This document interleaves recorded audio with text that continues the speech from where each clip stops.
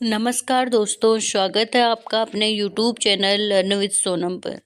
तो आज मैं आप सभी के लिए लेसन प्लान लेकर आई हूँ।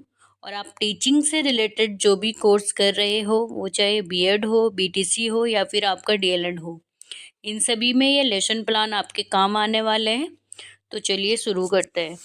शुरू करने से पहले अगर आप चैनल पे नए हो तो चैनल को सब्सक्राइब ज़रूर कीजिए और ज़्यादा से ज़्यादा चैनल को शेयर कीजिएगा। तो चलिए शुरू करते हैं। आज जो लेसन प्लान है वो है हिंदी सब्जेक्ट के अंतर्गत, और हिंदी सब्जेक्ट के अंतर्गत ये हमारा छठवां लेसन प्लान है।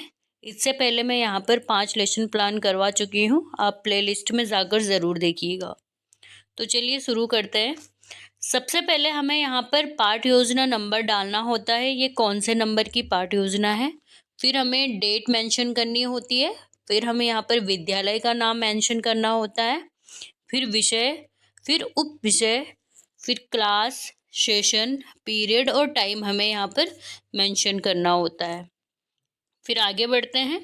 यहाँ पर देख लीजिए, फिर टॉपिक आता है और टॉपिक या प्राकरण आपको यहाँ पर लिखना है। जो हमारा आज का प्राकरण है वो है नीलकंठ। तो आगे बढ़ते हैं। फिर देखिए यहाँ पर सामान्य उद्देश्य, और सामान्य उद्देश्य मैं पहले भी बता चुकी हूँ।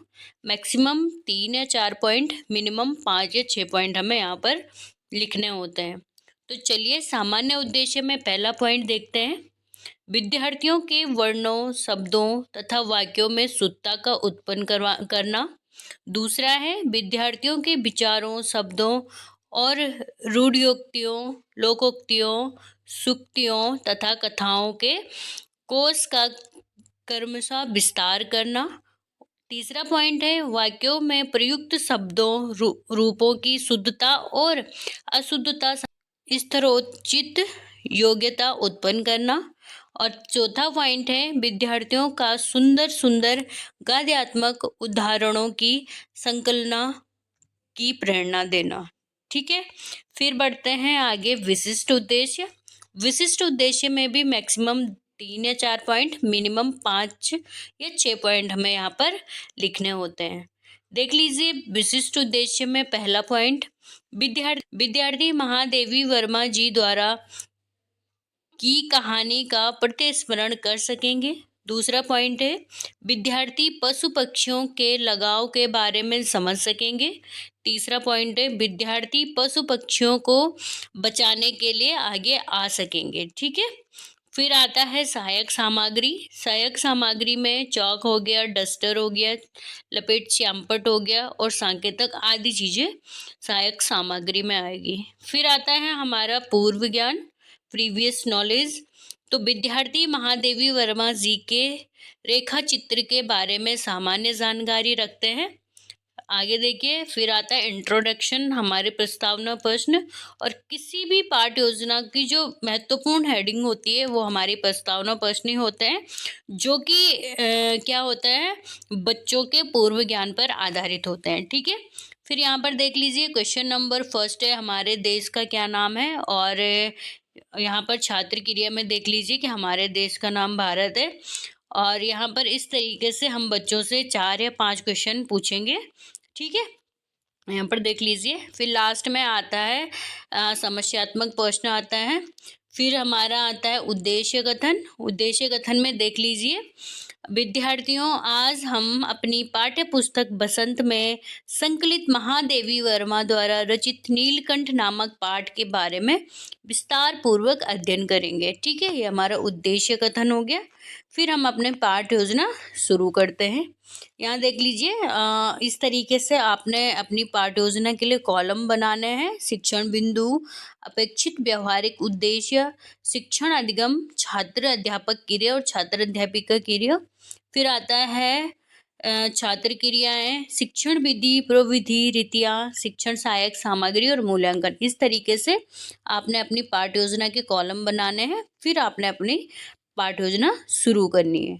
यहाँ पर है प्रस्तुतिकरण और छात्र अध्यापक क्रिया में देख लीजिए, आज हम महादेवी वर्मा जी द्वारा रचित नीलकंठ नामक पाठ के प्रथम सोपान का अध्ययन करेंगे।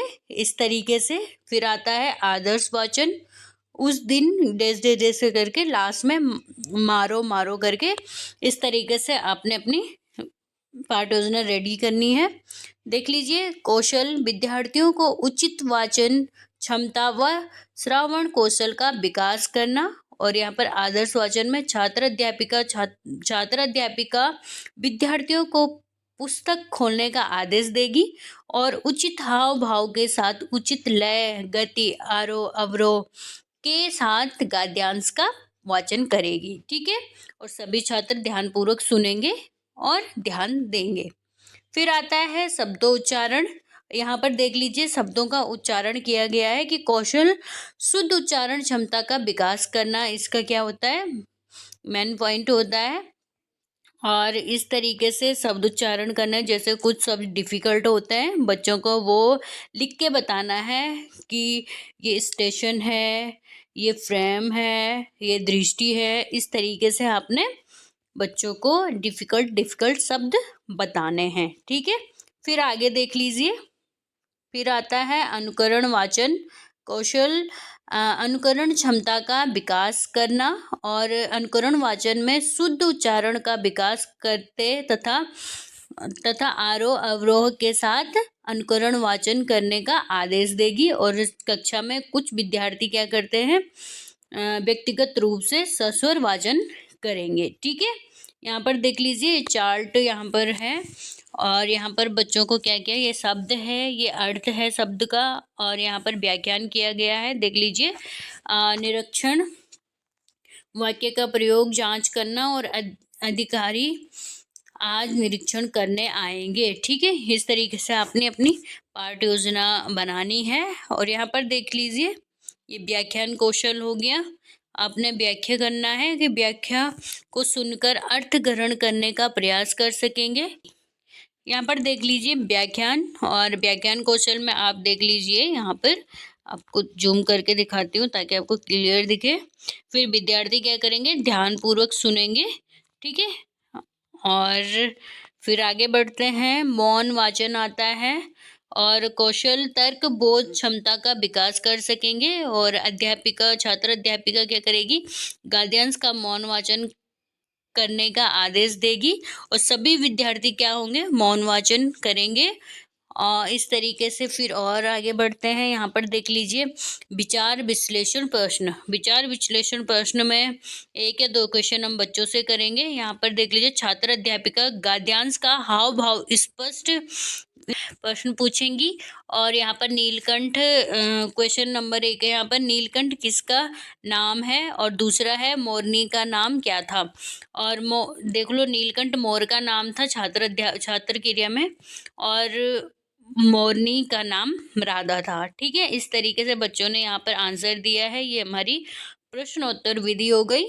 फिर आता है श्यामपट्ट सारांश। श्यामपट्ट सारांश में विद्यार्थियों में लेखन क्षमता का विकास होगा। और यहाँ पर बच्चे क्या करेंगे, मैम श्यामपट्ट, हम छात्र अध्यापिका श्यामपट्ट कार्य देगी और छात्र क्या करेंगे, श्यामपट्ट कार्य अपनी उत्तर पुस्तिका में उतारेंगे। ठीक है, फिर आता है पुनरावृत्ति प्रश्न। विद्यार्थी प्रस्तुत पाठ का पुनः स्मरण कर सकेंगे, इसीलिए पुनरावृत्ति प्रश्न पूछे जाते हैं। लेखिका ने मोरों को कहाँ से खरीदा, तो स्टेशन से। यहाँ पर छात्र क्रिया में आंसर होगा। फिर आता है गृह कार्य। गृह कार्य हमारी किसी भी पाठ योजना की जो लास्ट हेडिंग होती है वो गृह कार्य ही होती है। तो यहाँ पर देख लीजिए, विद्यार्थी अर्जित ज्ञान का पुनः प्रयोग कर सकेंगे। यहाँ पर 1 या 2 क्वेश्चन हमने बच्चों को गृह कार्य देना है और विद्यार्थी क्या करेंगे, गृह कार्य उत्तर पुस्तिका में उतार कर लाएंगे। ठीक है, तो हमारी पाठ योजना यहीं पे समाप्त होती है। मुझे उम्मीद है आप सभी को ये पाठ योजना अच्छी लगी होगी। तो प्लीज़ ज़्यादा से ज़्यादा शेयर कीजिए और चैनल को सब्सक्राइब ज़रूर कीजिए। Thanks for watching, bye bye and take care.